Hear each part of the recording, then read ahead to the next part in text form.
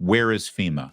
Where is the president? Where is the federal response? Where is Kamala Harris? Well, she also found time that day to sit for the Call Her Daddy podcast. For all of those people who are suffering in Western North Carolina right now, as they are continuing to go without infrastructure, without electricity, without communications, and frankly, without being able to talk to any of their loved ones, there are still people missing. Lord knows, I think that the death count is over 250 now, and we're not sure how high it's going to go. It is so devastating. And a lot of you are wondering, where is FEMA? Where is the president? Where is the federal response? Where is Kamala Harris, a woman who wants our vote? She's been campaigning in North Carolina, and suddenly now she can't find her way here. Where the hell is she? Well, we have part of the answer for you. On the same day she claimed she was in the Situation Room with Joe Biden for over 2 hours getting briefed on the FEMA response of Hurricane Helene last Thursday, well, she also found time that day to sit for the Call Her Daddy podcast.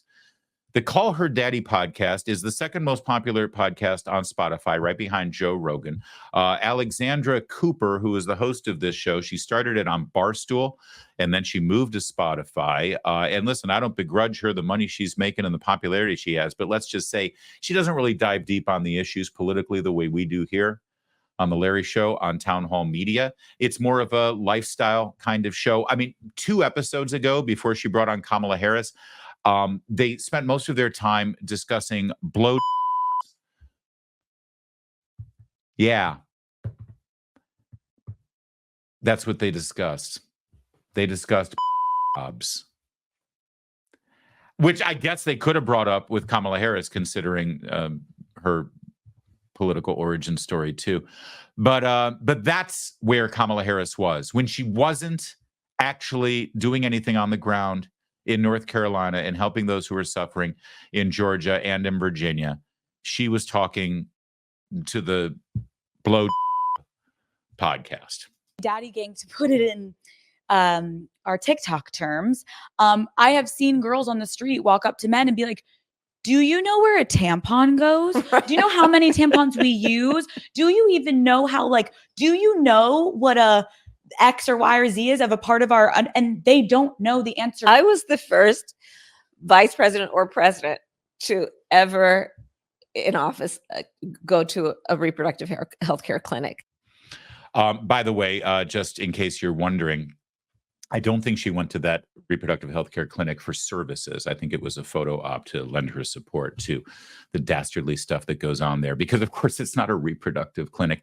The reproductive process has already occurred. It's meant to end the reproductive process. That's what those clinics are all about.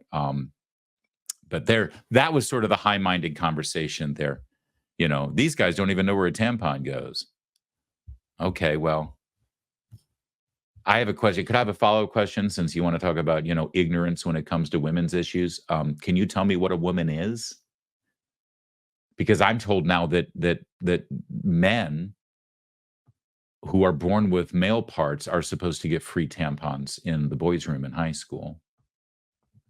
So I'm thinking Tim Walz doesn't really know where a tampon goes, right? I'm just saying. But yeah, while Kamala Harris was doing that, this was the reality on the ground in Hurricane Helene's devastation. People have lost everything. There's nothing here. We're 9 days post-hurricane, and that was the first FEMA drop I've seen here in the Swannanoa area. I haven't seen a FEMA agent yet.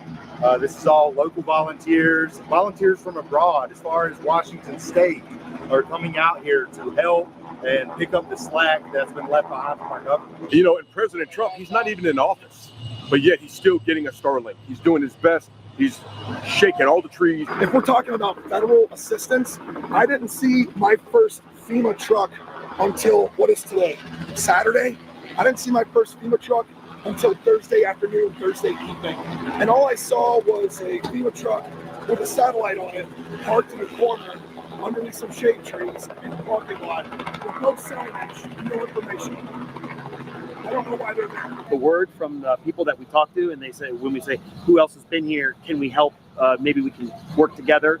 they're like, you're the first ones, or the only other people that have helped us is another private, citizens that are just basically our neighbors or our friends trying to help us. They hadn't seen anyone from the federal government yet. When our vice president talks on the TV about $750 for FEMA, yeah, that's not good. The only information that I've gotten about FEMA actions on the ground has been an attempt to sort of stop some of the volunteer efforts, especially, there's a medical support trailer that's here by volunteers. They have doctors and registered nurses. They're all licensed doctors and registered nurses. They were told they couldn't do what they were doing because it was not being federally controlled or something along those lines. I've seen one helo come in, and I was told that was FEMA, and that was it. Today was the first FEMA delivery that I've seen or I've heard of in the entire region. All right. So that's the testimony from men on the ground actually doing the work. And there's nothing greater than seeing Americans helping out their neighbors, helping out their fellow citizens, and lending a hand and not sitting back and waiting for the government to do it because the government ain't coming. That was them, what they saw, and their accounts of what was going on during the devastation. And it's across the way. Have you seen anybody interviewed, even on friendly media? Because everyone's like, oh, well, these are media lies trumped up by Fox News. Okay, well, where's Anderson Cooper and Chris Cuomo in their tight black T-shirts standing in waist-deep water, reporting live from the storm zone, interviewing people saying, thank God for Joe Biden, thank God for Kamala Harris. The FEMA response has been fantastic. Isn't it amazing how you're not seeing any of those reports? First of all, of course, Anderson Cooper and Chris Cuomo and everybody else. Isn't it weird how the cable news networks are not sending all of their crews down there to cover this like they do every other time when there's a Republican in the White House, especially this close to an election? But you would think that if these are all lies and this is all misinformation trumped up by right of center media, then it would be really easy to get to the truth. Let's have the eyewitness accounts from the people who are thanking God that FEMA has been there to save their lives. And you're not seeing any of it. And while that's going on, let's just remind you. Daddy gang, to put it in our TikTok terms, I have seen girls on the street walk up to men and be like, do you know where a tampon goes? Do you know how many tampons we use? That's what Kamala Harris was doing. That was Kamala Harris's priority.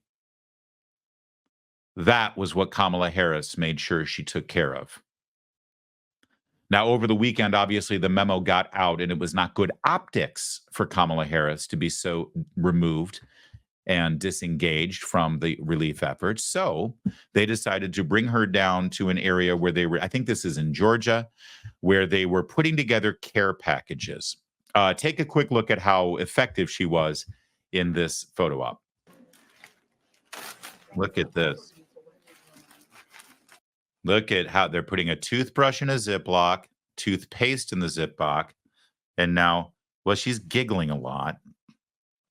She's giggling a lot. She's laughing, and then she's going to take the Ziploc and she's going to nonchalantly put some deodorant in. And well, there you go. I mean, I think that we see how caring she is and how attentive she is.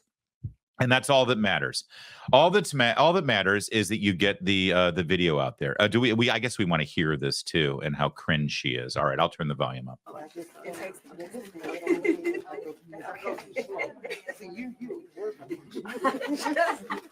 You don't work here. Yeah. Okay. Slow down. Yeah, you know what? People are dying. People are dying. They're finding their dead children floating in the water. They're desperate without anything. And here she is yucking it up and giggling like the maniac that she is with that maniacal laugh while she nonchalantly throws a deodorant into a Ziploc bag. Because look, I'm helping. Look at me. I'm doing something. Are the cameras rolling? We got 5 minutes and then I've got to get to the podcast about tampons. And by the way, even at this staged photo op that was all orchestrated and scripted, like everything with the Kamala Harris campaign, even in this controlled setting, she was confronted by the woman on her right with the reality that FEMA has been a disaster and that FEMA never showed up. This was not part of the script. When they actually allowed the women to talk, look at the reality that smacked Kamala Harris in the face. What's that been like? Well, honestly, when we went up the first day, I was familiar because I used to live in Asheville. And we made the first stop in Morganton, and MJ and I drove up, and I was like, where's they drop off? I need to back up where they drop off their supplies. Me thinking that they're gonna have all these supplies, and she come out, one of our community members come out, and she was like, oh my goodness, I'm so glad y'all here. Come to find out we were the only one.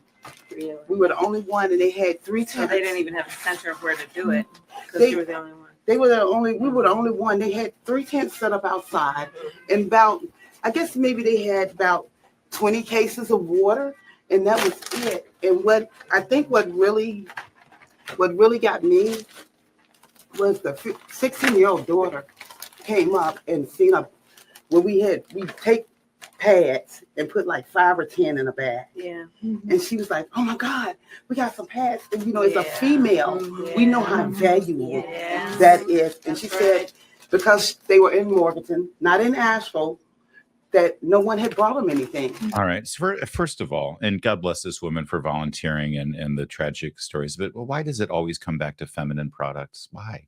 What is, am I missing something? Ladies, is this when it's just women in the room? And by the way, the cameras are rolling and we're all watching. Why is it always a stress about feminine products? I'm sorry if I'm being insensitive.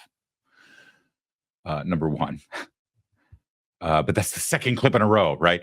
But secondly, Kamala Harris is hearing about this and hearing how no one was there and they didn't have anything. And maybe they finally showed up and there was a tent there, but no one was doing anything. And they had like 60 cases of water and that was it. And they didn't have any other supplies. And thank God for this private. And Kamala Harris is like, yeah, that's terrible. As if she's like an innocent bystander here. She's cosplaying as president. She's pretending to actually have influence and be in charge. And in no way can she actually say, oh my God, this is outrageous. Okay, could we get the FEMA director on the line, please? What do you mean they're not there and no one's doing anything? I was told otherwise. She's like, well, that's terrible. Yeah, well, good. Thanks for sharing your story. That's great. Did we get our video now? Can we move on? Because I've got another podcast to do about more feminine products that need to be discussed.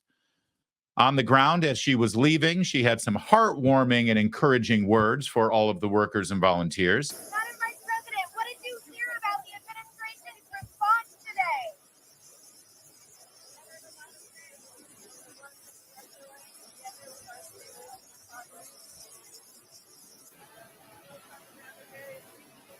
That we want to take this they've been on the ground before this and continually through today, and we're in this for the long haul. And I think that what we've seen on the ground here is the best of what we all can do.